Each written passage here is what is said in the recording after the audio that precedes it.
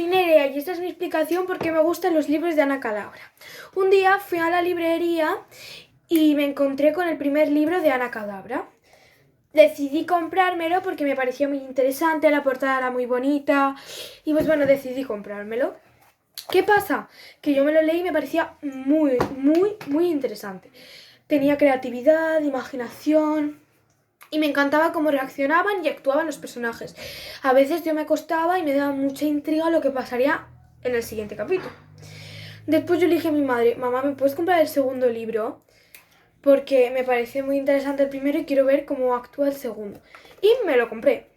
Desde ese momento me aficioné a los libros de Ana Cadabra porque me parecían muy interesantes.